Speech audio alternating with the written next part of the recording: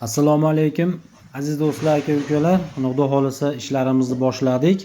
Tomga penalonboz quyish. Hozir bir qator quyish jarayonlarini ham olib ko'rsatamiz. Mana bu joylarimiz abittolni quygan joylarimiz.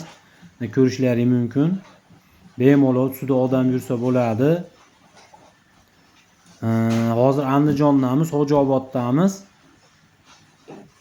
Mana ko'rishlaringiz mumkin. Qo'ldan kelgancha tekizligini ham, boshqasini ham qilib, mana iloji boricha ko'pchilik shu so'ragan savollardan to'sinlarimiz chirimaydimi, vassalarimiz shu chirimasligini oldini olib mana ko'rishlaringiz mumkin. Iloji boricha har bitta uyga dimoqot qo'yib ketilyapti. Hozir bir qator ishlar qo'yish jarayonini ko'rsatamiz.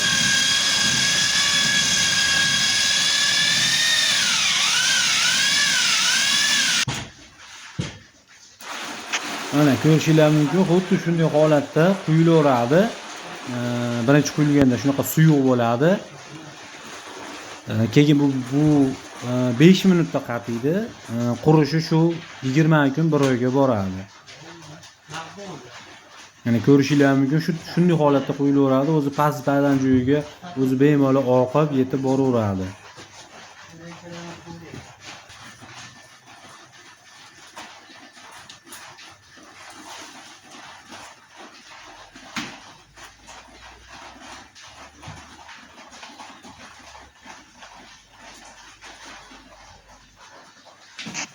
Bu penamizda loy suvoqlar ustidan ham quysa bo'laveradi. Yuqa bo'lib qolgan loy suvoqlar bo'ladi. Shunaqalar ustidan ham 7 sm qilib quyib yuborsa bo'laveradi. Yaxshi effekt beradi.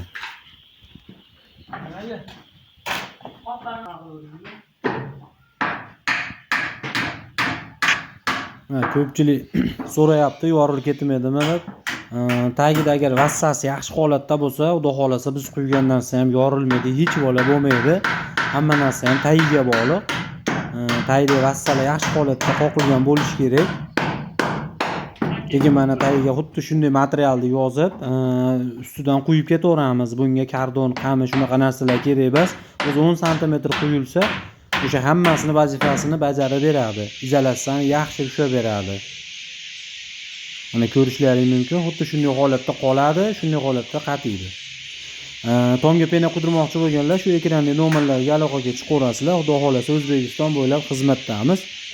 Rahmat, sog' bo'lasizlar.